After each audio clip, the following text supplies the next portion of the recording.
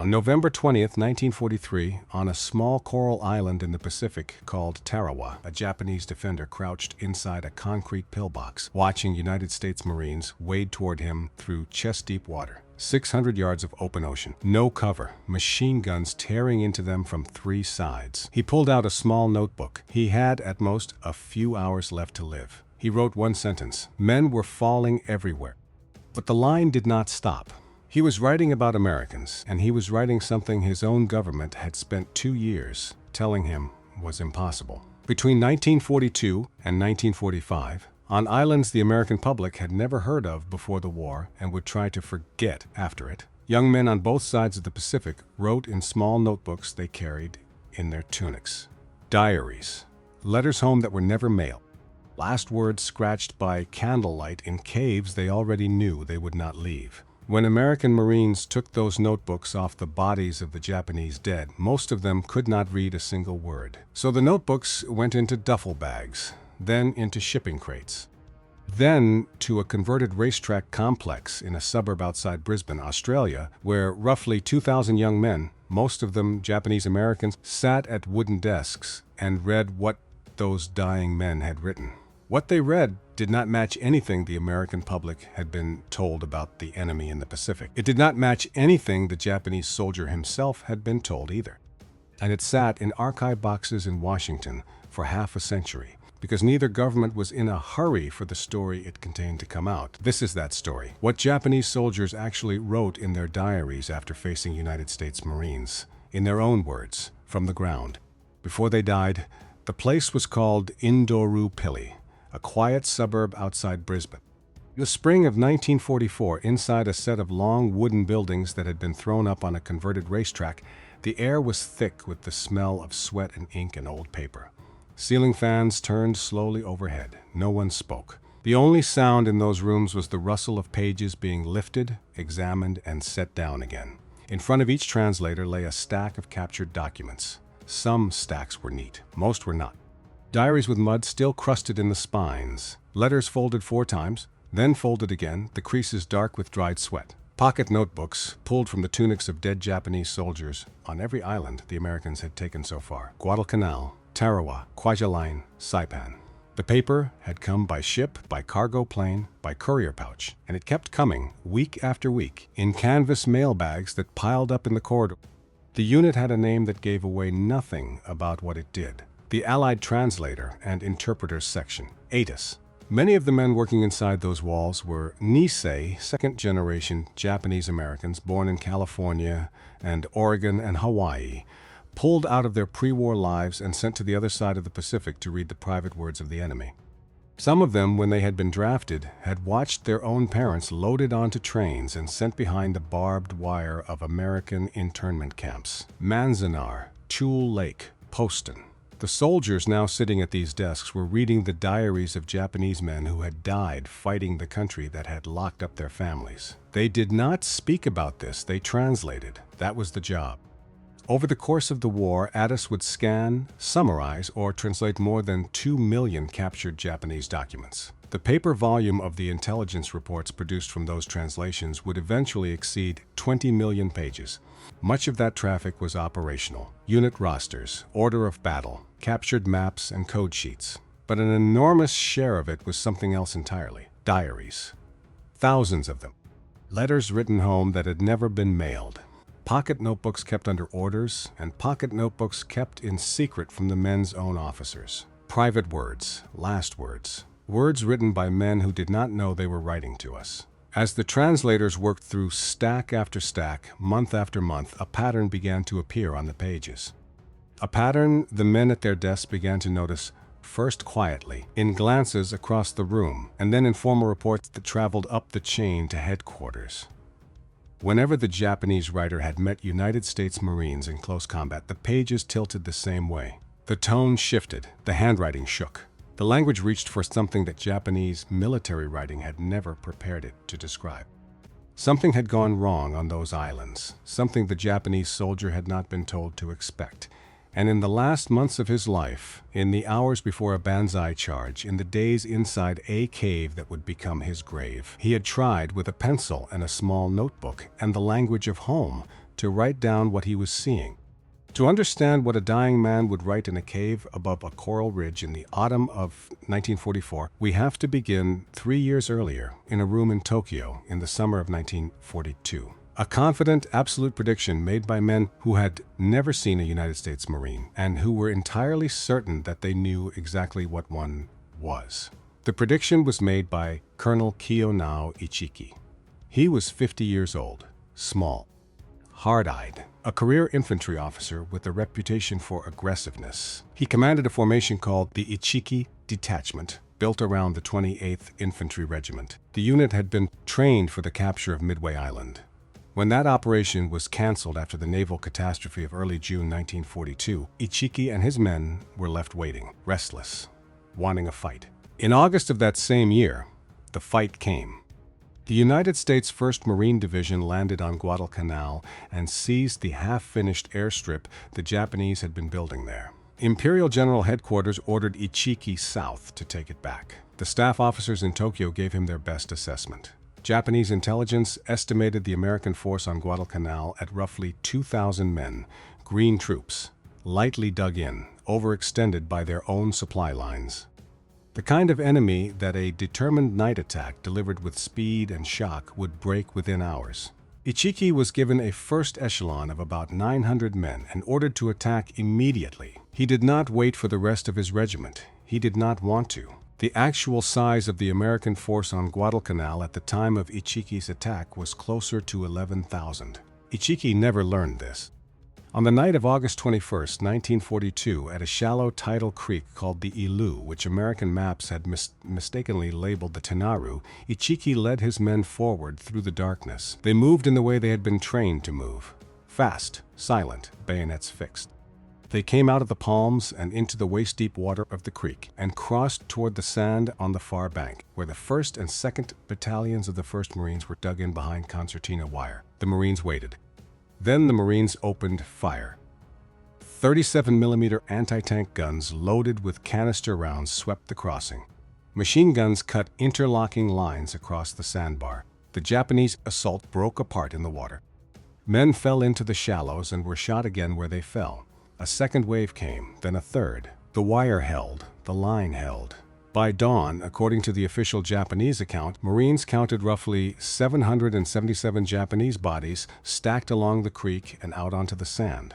Colonel Ichiki did not survive.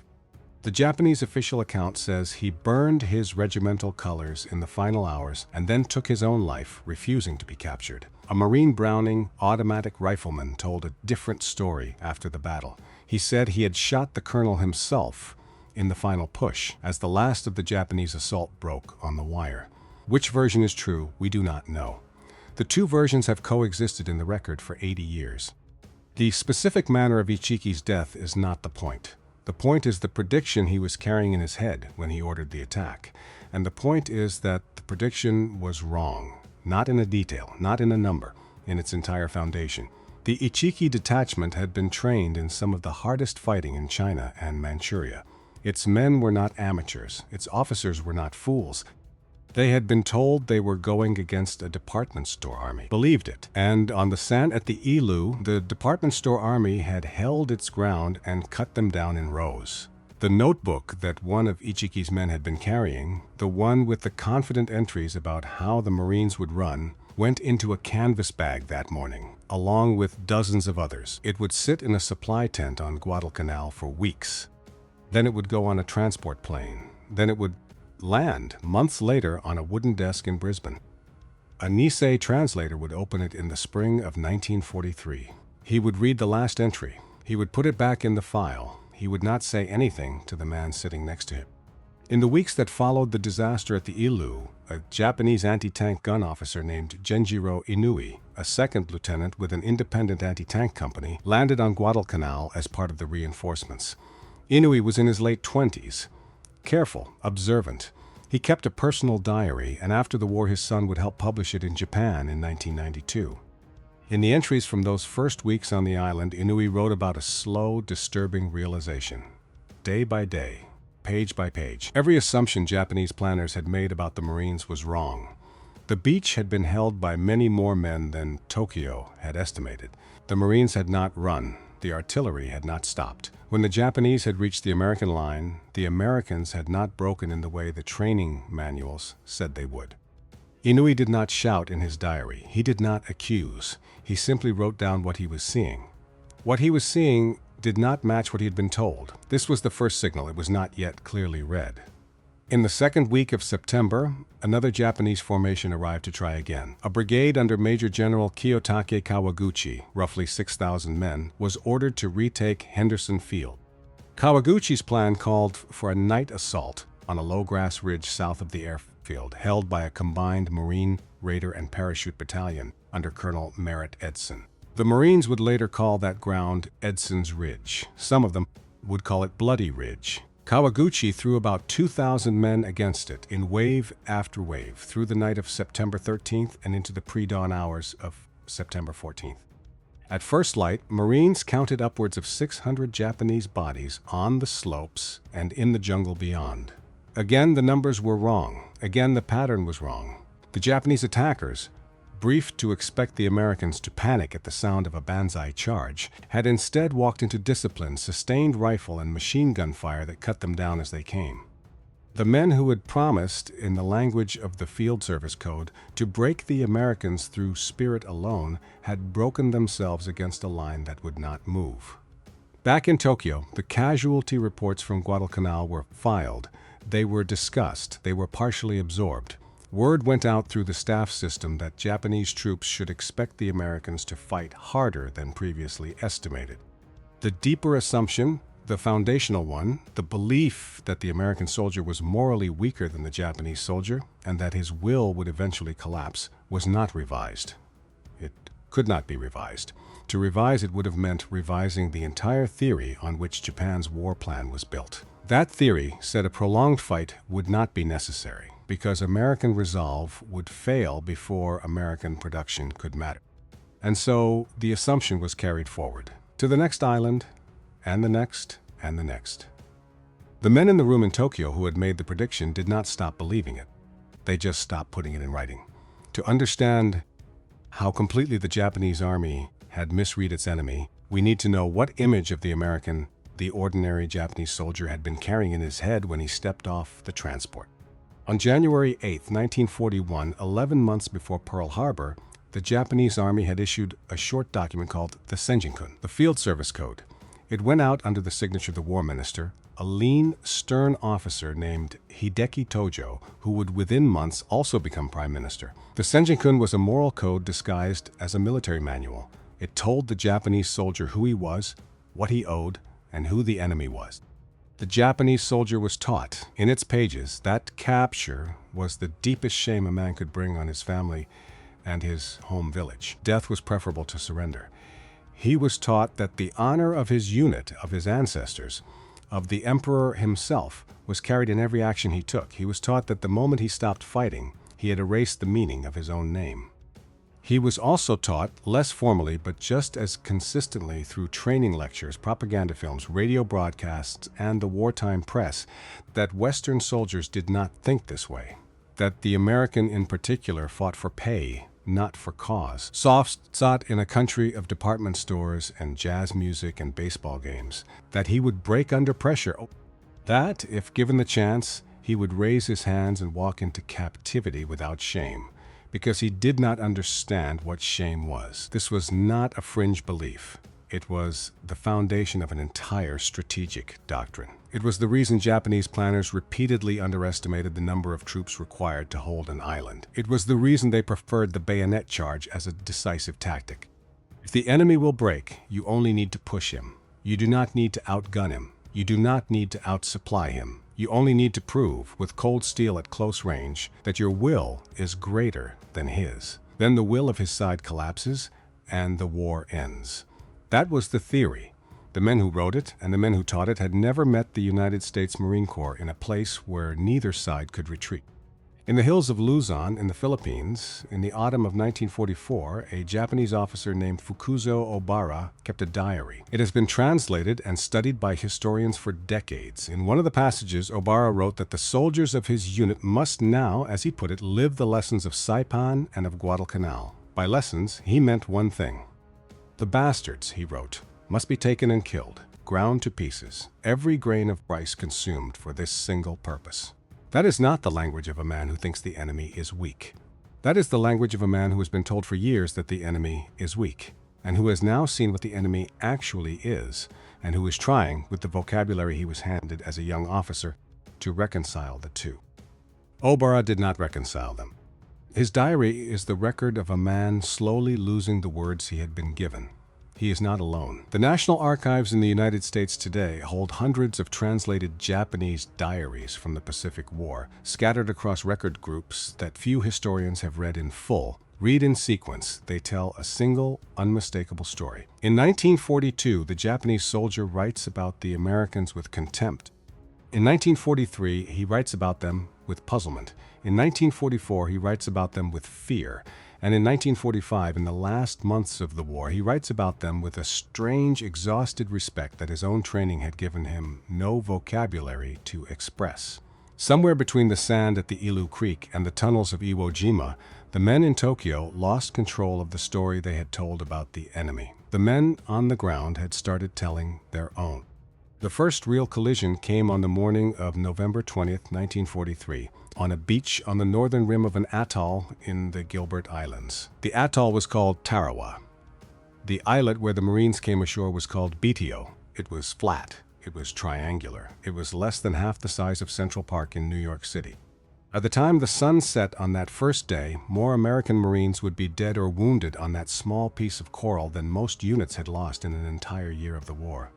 The commanding Japanese officer on Betio was Rear Admiral Keiji Shibasaki. He was 49 years old, a naval officer, not an army officer, which mattered. The Special Naval Landing Forces under his command were the Imperial Japanese Navy's equivalent of Marines. They were tough, well-trained, and they were dug into positions that Shibasaki himself had spent months designing. He had, in his personal assessment, prepared Betio as a fortress. He had 14 coastal defense guns. 4 of them were large-caliber guns, purchased from British Vickers back during the Russo-Japanese War, set now in concrete bunkers with steel doors.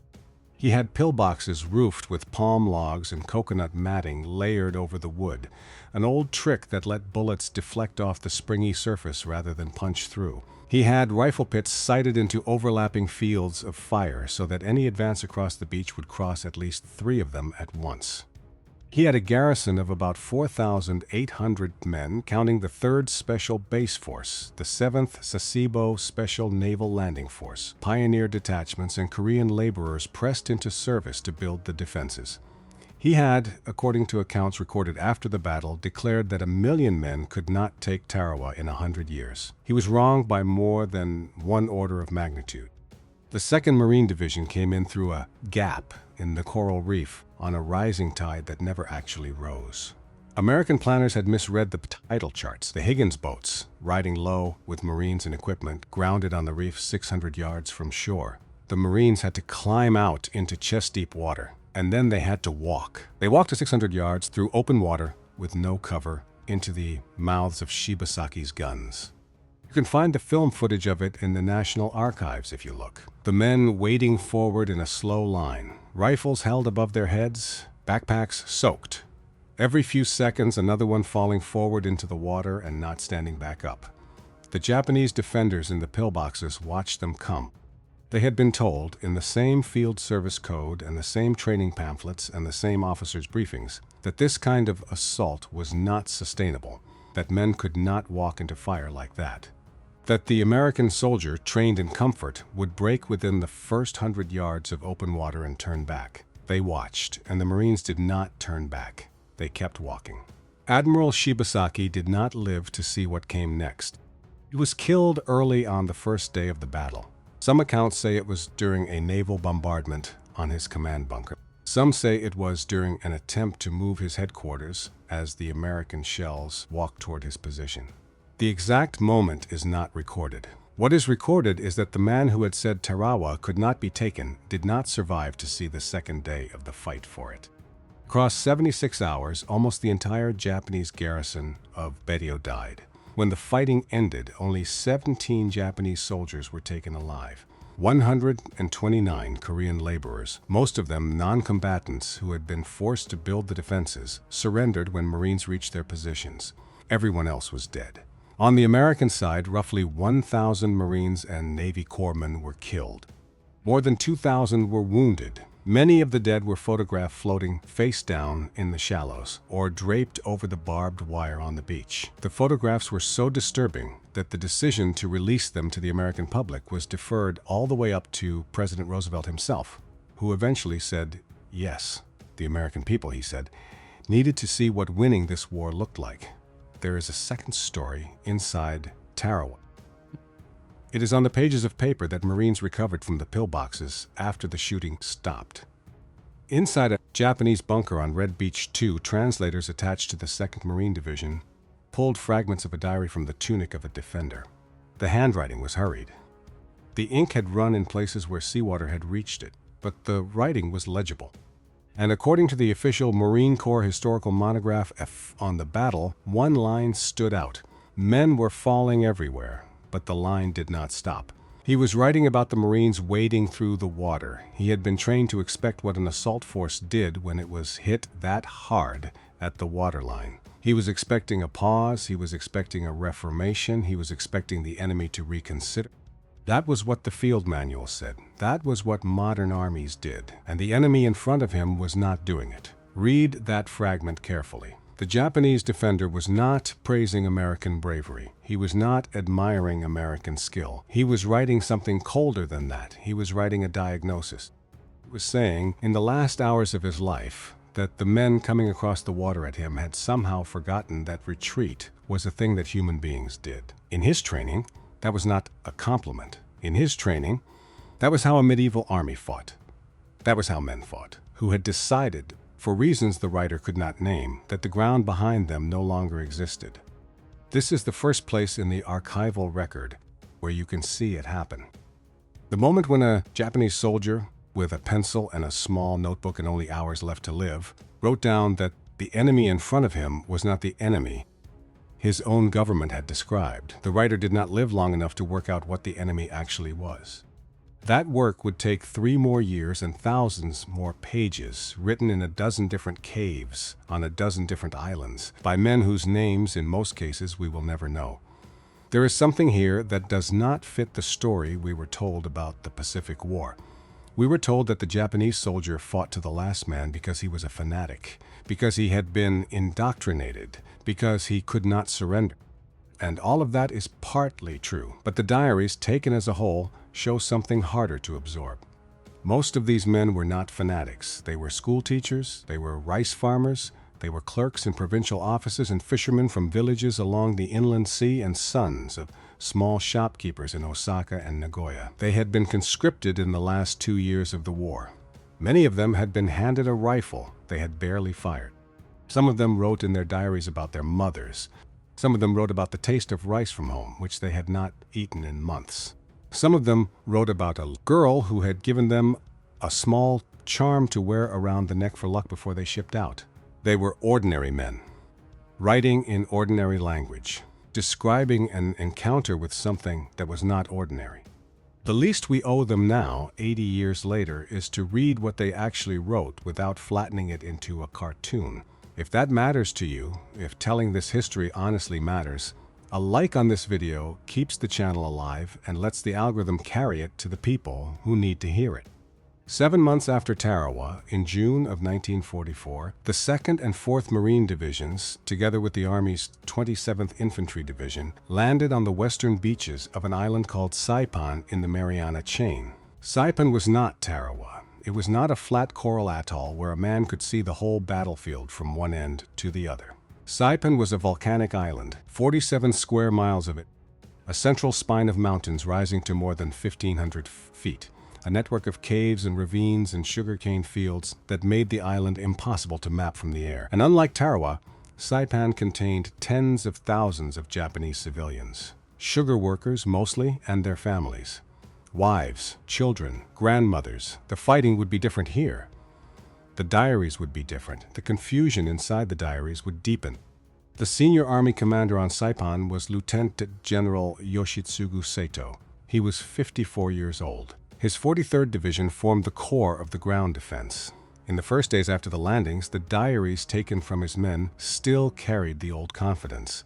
Entries described the Americans exactly as the training pamphlets had described them: rich, over-equipped, dependent on naval gunfire and air support because they could not fight as individual men. The tone did not last long. Within a week, the entries began to shift. Writers noted that the Americans were advancing in ways they had not expected. Small groups of Marines were slipping around Japanese strong points instead of throwing themselves at them.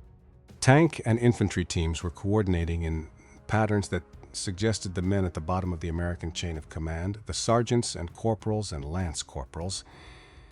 That was, in the framework the Japanese officers had been trained in, deeply strange. A Japanese tank officer named Tokuzo Matsuya kept a diary during the battle. He was 24 years old, a lieutenant in the 9th Tank Regiment. His unit was largely destroyed on the night of June 16th into the morning of June 17th in a confused armored charge against the Marines, a charge that veteran Marine tank officers said afterward was the worst. The Japanese tanks came forward in the darkness without proper reconnaissance, without infantry support, without any real understanding of where the American lines were. American Sherman tanks and bazooka teams killed them one by one as they came up out of the cane fields. Matsuya's diary was recovered afterward. His entries have been cited in Samuel Eliot Morrison's Naval Histories and in a number of later works on the Marianas Campaign. In one of the final passages, Lieutenant Matsuya wrote about what he was going to do when the Marines came for him. "I will take out my sword and slash and slash and slash at him, as long as I last, thus ending my life of 24 years. Read that line and listen for what is not in it. There is no rage. There is no shout of defiance. There is only exhaustion and acceptance." A kind of quiet astonishment at what was coming for him. He had been briefed, like every other officer in the Marianas, that the Americans could be defeated at the water's edge. They had not been defeated at the water's edge. They had walked inland. They were still walking. The lieutenant with his sword was going to die swinging at them because that was the only thing left he had been trained to do. He was 24. While Matsuya was writing that entry in a Japanese command post, another man was moving in the opposite direction across the same island. His name was Guy Gabaldon. He was 18 years old. A Marine private first class. He was small, quick, dark-haired from East Los Angeles. He was not, on paper, the sort of Marine you would expect to change the course of a battle. Guy Gabaldon had grown up in a mixed neighborhood in East LA where his closest friends had been the sons of a Japanese-American family named Nakano. The Nakanos had taken him in as a boy when things were hard at home. They had fed him. They had taught him some of their language over the dinner table. When the war came, the Nakano sons were sent to internment camps, and Gabaldon was sent eventually to the 2nd Marine Division. He carried both of those things with him onto Saipan. Alone, at night, without orders and against the advice of his own officers, Private First Class Gabaldon started slipping across the American lines and into the caves and ravines, where the Japanese soldiers and civilians were hiding. He carried a rifle, but he almost never used it. What he used was the language he had learned in the kitchen of a family that had, by the time he reached that island, been locked up by his own country. He told the men and women in the caves that they would not be tortured. He told them they would be fed. He told them over and over that what they had been taught about the Americans was not accurate, that the men in the green uniforms outside the cave were not going to hurt their children. Some of them believed him. Over the course of Saipan and the follow-on battle for Tinian, Private First Class Guy Gabaldon brought in approximately 1,500 Japanese soldiers and civilians, essentially by talking to them. One man, one rifle, one language he had learned as a boy. 1,500 lives. Hundreds more did not come out. Some of them we will come to. In the final week of the battle for Saipan, on the night of July 6th and into the morning of July 7th, Lieutenant General Saito organized what the Japanese called a Gyokusai attack. Gyokusai is a word that translates roughly as the shattering of the jewel. It was the official Japanese term for a suicide assault, a charge made not to win but to break in the most honorable possible way. Roughly 4,000 Japanese soldiers, sailors, walking wounded, pulled from the field hospitals, and armed civilians threw themselves at the positions of the American 27th Infantry Division and its supporting Marine units. It was the largest Banzai charge of the entire Pacific War. The 1st and 2nd Battalions of the American 105th Infantry Regiment took the brunt of it. They lost 918 men killed and wounded holding the line. When the sun came up over the fields where the charge had died, only 189 Americans from those two battalions answered the next roll call. The line held. The charge was broken. The Marines and soldiers at the front had done exactly what their training had implied they would do if the fight ever came to this. They had stood. They had fired until their barrels burned and the bluing came off in flakes. They had fixed bayonets. When they ran out of ammunition, they used rifle butts and entrenching tools. They used their hands. When it was over and the field in front of them was carpeted with Japanese dead, they held that ground and waited for the next thing to come at them. What happened over the next 2 days on the northern cliffs of Saipan is one of the hardest things in the American record of the war. It is one of the reasons this story has to be told carefully. It is also the moment where the true cost of the lie the Japanese government had been telling its people became visible to the world. The place was called Marpi Point. It was a set of cliffs at the northern end of the island, dropping straight down into the sea. Robert Sherritt was there. He was a war correspondent for Time magazine, 35 years old. He had covered Tarawa. He would cover Iwo Jima. He was as experienced a combat reporter as the American press had. He watched what happened at Marpi Point from a destroyer offshore. He watched Japanese families walk calmly to the edge of the cliff and drop. He watched mothers holding infants jump. He watched fathers push their sons off the rocks and then follow them down. He watched in the water below American Marines in landing craft try to save the people who were falling. He watched Marines throw ropes. He watched them shout in broken Japanese for people to stop. He watched them dive into the water after children. He watched and he wrote what he saw. His dispatch ran in Time in August of 1944 under a title that would sit uneasily in the American mind for a generation: The Nature of the Enemy. The dispatch shocked American readers more deeply than any combat photograph of the war, because it did not show what the Americans had done to the enemy. It showed what the Japanese government had told the enemy the Americans were going to do to them. The families who jumped from Marpi Point had been told by imperial propaganda broadcasts and by the officers in their own villages that the American Marines coming ashore would rape their daughters, would bayonet their infants, would torture their fathers to death slowly and for sport. They had been told this over and over, on the radio and in printed leaflets and in speeches at rallies. When the Americans landed and the American shells started walking up the island, the families had believed what they had been told. They believed it so completely that they killed their own children rather than let those children fall into American hands. The Marines in the landing craft below the cliffs were trying to save them. If you were born in the 1950s or early 1960s, you may have grown up in a house with a man who came back from those islands. A father, an uncle, a neighbor 2 doors down who mowed his lawn on Saturdays and never once mentioned the Pacific. If you tried to ask him, he would change the subject. He was not being cold, he was being kind. He did not want to put in your head what was in his. If you are watching this now and he is gone, and you wish you had asked one more question, you are the reason this channel exists. The men who came home did not want to talk about it. The men who did not come home wrote it down. What they wrote, on both sides, is the closest thing we will ever get to sitting at that kitchen table one more time and finally hearing the answer. Somewhere in that same converted racetrack in Brisbane in the summer of 1944, a young translator whose parents were behind wire at Manzanar opened a fresh diary from Saipan. The handwriting on the last page was almost illegible. He read it slowly. Then he put down his pencil and got up and walked outside for a cigarette. Some of them you did not translate right away. By August of 1944, in a room in Tokyo, the Japanese General Staff met to discuss what Saipan had cost them. The numbers were not survivable. Nearly the entire garrison of Saipan was dead. The tank regiments were gone. The 43rd Division was gone. Lieutenant General Saito was gone. He had committed suicide in a cave near Marpi.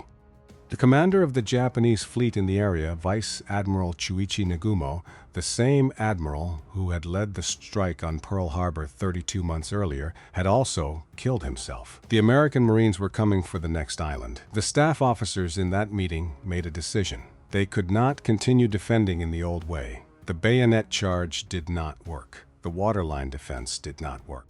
The belief that American will would collapse under casualties did not appear to be true. The Americans had absorbed more casualties on Saipan alone than most American units had seen in the entire European war, and they had not turned back. So the doctrine changed. The new doctrine had a name in the Japanese planning documents.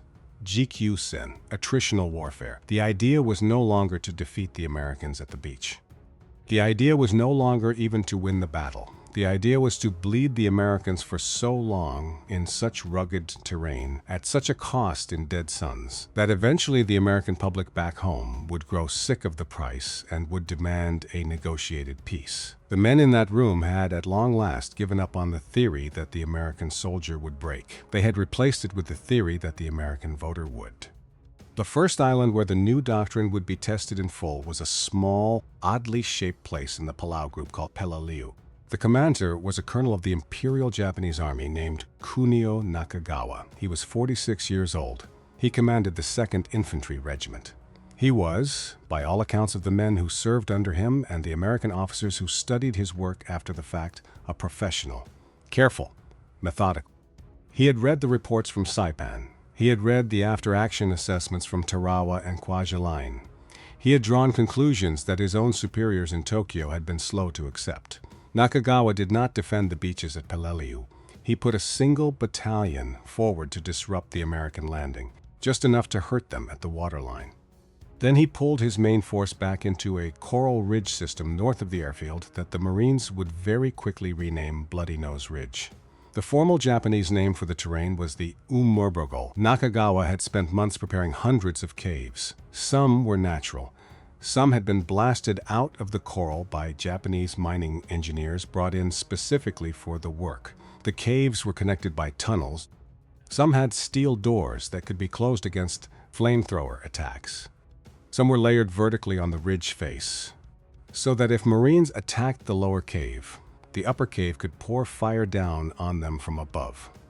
He had been given the same official briefing as every other Japanese island commander, that the Americans would break under sufficient pressure. He had listened to the briefing.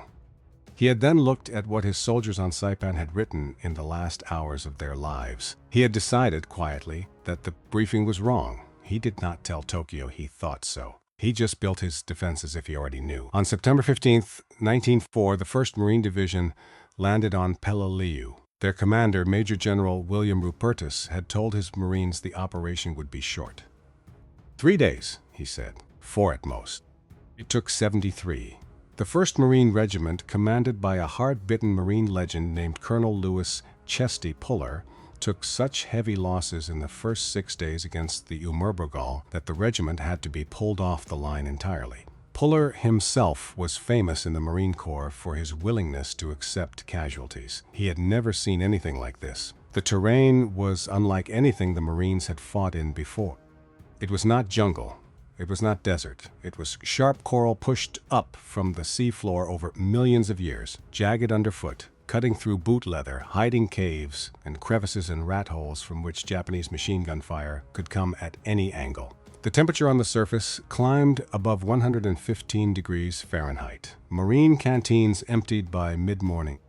Water brought up in oil drums arrived tasting of petroleum and gave the men violent dysentery. Inside the caves above them, in the pauses between American assaults, the men under Colonel Nakagawa's command were writing. Their diaries have been studied by Japanese and American historians for decades. The tone by this point in the war was no longer the tone of Guadalcanal or even of Saipan. The old contempt was gone. The puzzlement was gone. What replaced them on the pages was something colder, more precise. An anonymous Japanese diary recovered after the battle captured the mood on the Japanese side just before the American landing. The enemy has planned to land. Let them come if they are coming. Who is afraid of the Americans or the British? We will defend Peleliu. Within 2 weeks of that entry, the tone in Japanese diaries from the same unit had changed completely. Captured passages described listening to the Marines working below the caves at night. The Marines were not shouting. They were not wasting ammunition. They were digging. They were sandbagging their positions. They were running wire. They were preparing for the next day the way, as one Japanese writer noted with a strange, respectful note in his handwriting, Japanese engineers prepared for a siege.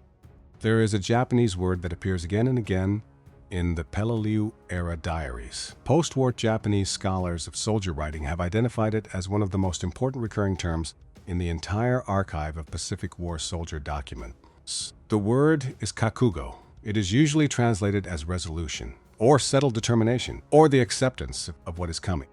Writers reached for it when they understood that the fight in front of them had no way out. The word does not belong to the vocabulary of victory.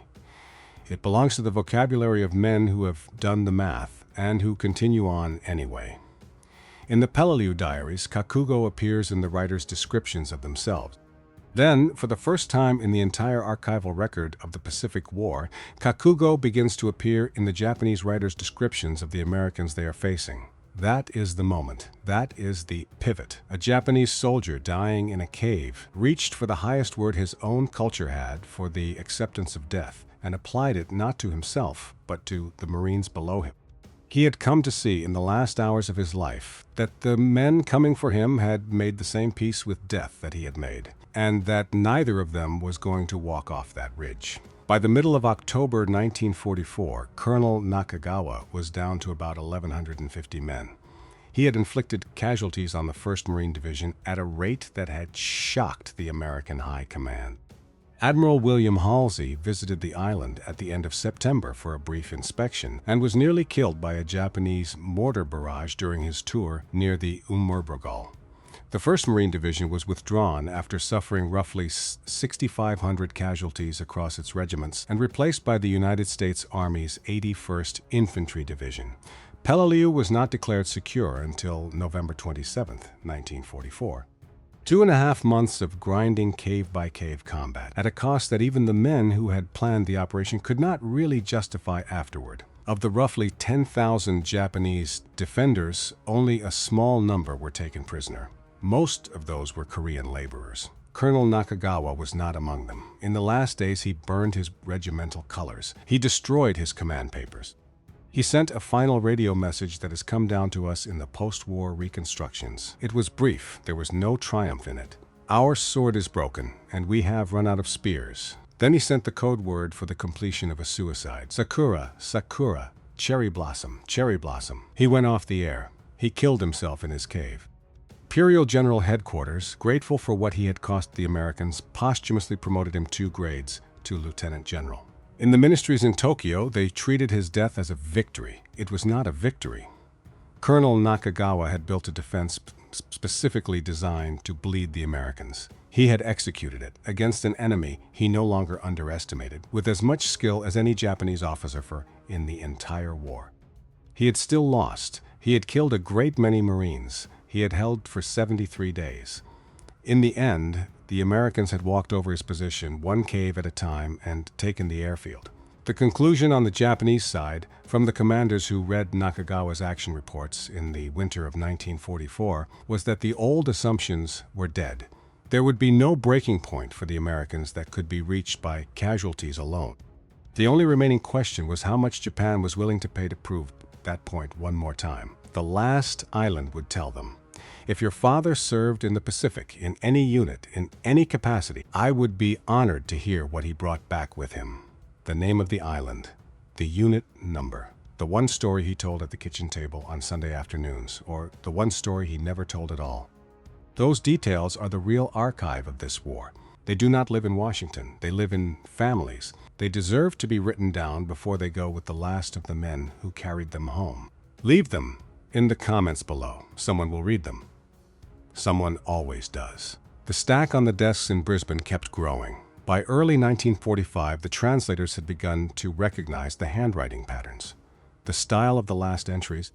The way a man's script tightened when he knew he was writing his final page. They did not need to read the words to know what the diary was going to say. They read them anyway. In February of 1945, the 4th and 5th Marine Divisions, later reinforced by the 3rd, landed on a small volcanic island 8 miles long and shaped like a pork chop. It sat about 750 miles south of Tokyo. It was called Iwo Jima, Sulfur Island. The Marines who came ashore on the black sand beaches on the morning of February 19th already knew, from the intelligence briefings and from the aerial photographs, that this place was not going to be like the others. What they did not know, and what they could not have known, was that the Japanese officer waiting for them in the tunnels beneath their feet was the one man on the entire Japanese side of the war who had years earlier told his own government exactly how this was going to end. His name was Tadamichi Kuribayashi. He was 53 years old, a lieutenant general in the Imperial Japanese Army. He was, in the small, closed world of the senior Japanese officer corps, an outlier of a very specific and dangerous kind. Kuribayashi had lived in the United States between 1928 and 1930 on attaché assignments given to promising young officers. He had served in Washington, D.C. He had studied with the United States Army at Fort Bliss in Texas and at Fort Riley in Kansas. He had ridden with American cavalry officers. He had eaten dinner in their homes. He had traveled across the country by car from coast to coast on the 2-lane roads of the pre-war United States, watching the wheat fields of Kansas roll past his window and the smokestacks of Detroit rise in the distance, and the shipyards of the East Coast at work day and night. He had seen what the United States actually was at ground level, in a way that almost none of his fellow generals ever had.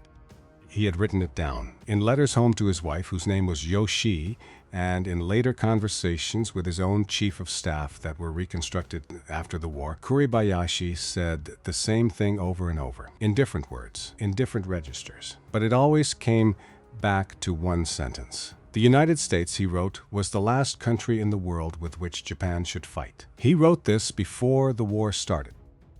He wrote it because he had stood on the shop floor of an American automobile plant and watched cars come off the line, one every few seconds, hour after hour, in a way that no Japanese factory in 1929 could match.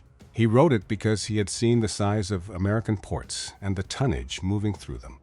He wrote it in a way most of his colleagues had not, that a war between Japan and the United States would not be a contest of spirit. It would be a contest of spirit. It would be a contest of production. And in a contest of production, Japan would lose. When the war came anyway, Kuribayashi did his duty. But he was quietly regarded in the inner circles of the Tojo cabinet as a defeatist, a man who did not sufficiently believe. In the summer of 1944, after the loss of Saipan, when Imperial General Headquarters needed someone to command the defense of Iwo Jima, they gave the assignment to Kuribayashi. Everyone in the room understood what the assignment meant. Iwo Jima was going to fall. The only question was how long it would take and how much it would cost the Americans. Kuribayashi was being sent there to die. The men who sent him knew it. His own family, when he said goodbye to them in Tokyo before boarding the flight south, knew it. Kuribayashi himself, when he wrote his last letters home to Yoshi from the island, knew it most clearly of all. "Do not expect my return," he wrote to her. He did not soften it. He did not dress it up in the language of victory. He wrote to his wife the way a man writes when he has already accepted where he is going. Kuribayashi did something on Iwo Jima that no Japanese island commander had done at scale before him. He read every report the Japanese army had produced on the American landings at Tarawa, at Kwajalein, at Saipan, at Guam, at Tinian, at Peleliu. He read the captured American field manuals that his intelligence officers had been able to lay hands on. He read the after-action assessments of the officers who had lost the earlier battles. Based on what he read, he issued orders that broke with almost every element of the traditional Japanese island defense. He forbade large-scale Banzai charges. This was not a small order. The Banzai charge was, in the Japanese officer's culture, the honorable culmination of a losing defense. Kuribayashi called it a waste of men. He said his soldiers would not throw their lives away for a symbol. They would sell them, one Marine at a time, from positions his engineers had prepared. He forbade defending the beaches at all costs. He put a thin screen of troops forward to disrupt the landing and pulled his main force back into the interior of the island. He ordered his men to dig. By the time the Marines landed, the island of Iwo Jima contained an estimated 11 miles of tunnels. Hundreds of mutually supporting cave positions had been carved into the volcanic rock, integrated into an underground network. Kuribayashi's garrison of roughly 21,000 men, drawn from the 109th Division and attached Naval Guard units, could move from one end of the island to the other without ever seeing the sky. He knew exactly what he was building. He was building the most expensive piece of ground in the entire history of the United States Marine Corps. Before the battle began, Kuribayashi issued to his men a document he called the Courageous Battle Vows. 6 statements of commitment. They were read aloud in the tunnels by candlelight and posted on the walls of the command bunkers. The 5th of the 6 vows was the one that mattered. "We shall not die," it read, "until we have killed 10 of the enemy. Each man, each defender, was expected to take 10 Americans down with him before he went. They did not manage 10 each. They managed enough." The battle for Iwo Jima lasted 36 days. When it was over, nearly 7,000 Americans were dead. Almost 20,000 more were wounded. The Marine casualty rate was so high that entire rifle company ceased to exist as functional units and had to be reconstituted from replacements after the battle. Here is the fact that sits at the center of the entire Pacific War and that most Americans have never been told. Iwo Jima was the only battle of the Pacific War in which the total American casualties, killed and wounded together, exceeded the total Japanese casualties.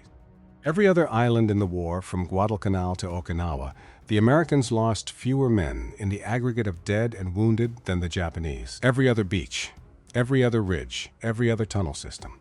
On Iwo Jima, the arithmetic reversed.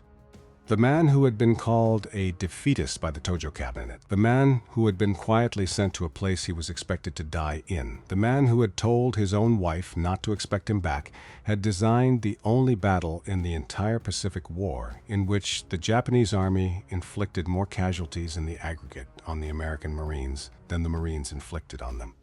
He did it because he had done what no other Japanese commander had been willing to do. He had studied his enemy. He had believed what the earlier diaries were telling him. He had built a defense for the enemy who actually existed, not the enemy his own government wished existed. He understood better than anyone else in the tunnels around him that even this was not going to be enough. He had told his wife the truth. His own defense was going to work, and Japan was still going to lose because the Americans were going to keep coming.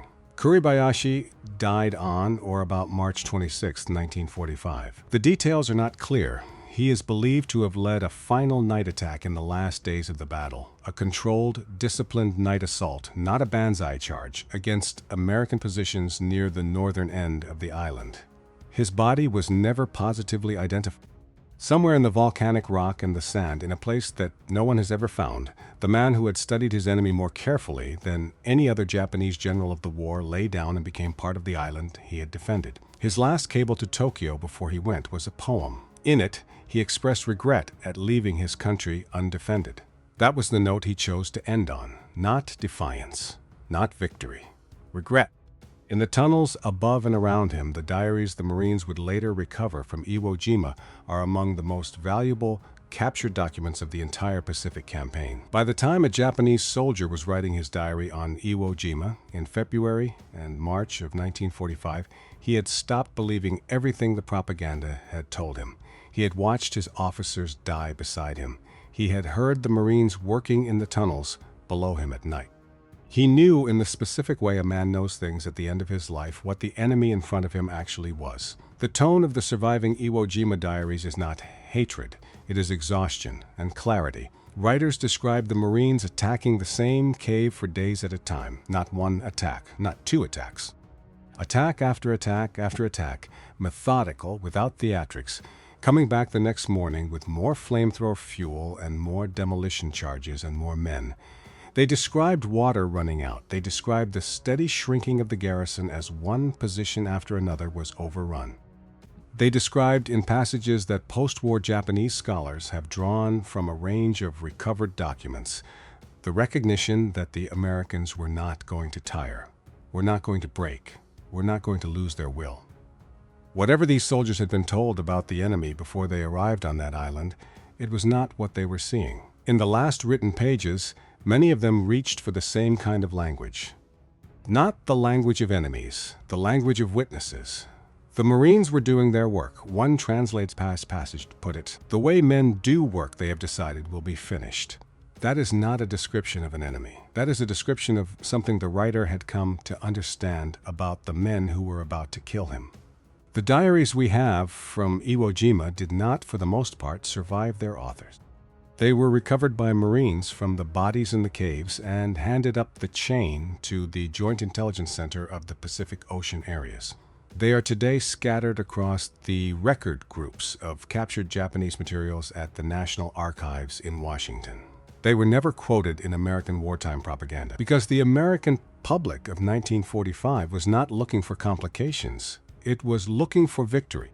It was looking for a clean enemy. The American public did not want to know that the men dying in those caves were also writing about their mothers, about the taste of rice from home, about the rain outside. In the last pages, about a respect for the Marines below them that their own training had given them no words to feel. They wrote those pages. The pages survived. They are part of what those men left us.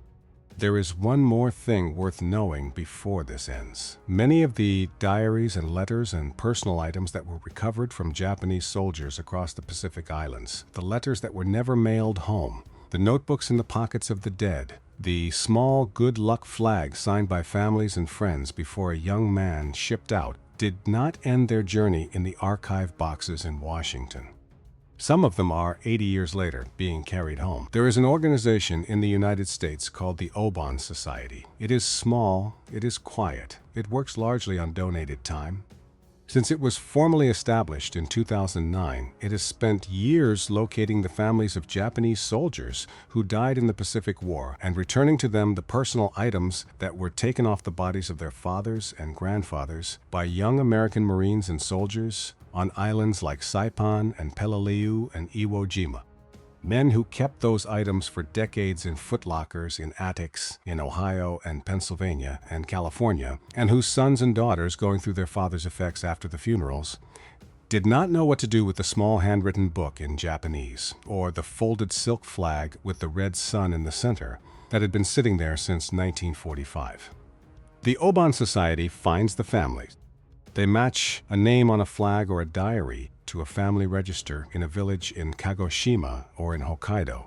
They contact a grandson who had grown up hearing that his grandfather had died somewhere in the Pacific, that no body had ever come home, that no letters had ever come home, that no one knew where. And they returned to that grandson the small handwritten item his grandfather had carried in his tunic on the day he died. By the mid-2020s, the Obon Society had returned more than 500 such items to Japanese families. The Marines, the children of the Marines, the grandchildren of the Marines, are now the ones carrying those last words home. 80 years after the men on the two sides of those battles killed each other on the black sand and the coral, the descendants of the men who won that war are the ones giving Japanese families back the last thing their fathers wrote. There is no propaganda that captures this. There is no monument for it. There is only the quiet work of it being done in offices and mailrooms in the United States and being received in kitchens and family shrines in Japan, one notebook at a time, one name at a time, one life at a time.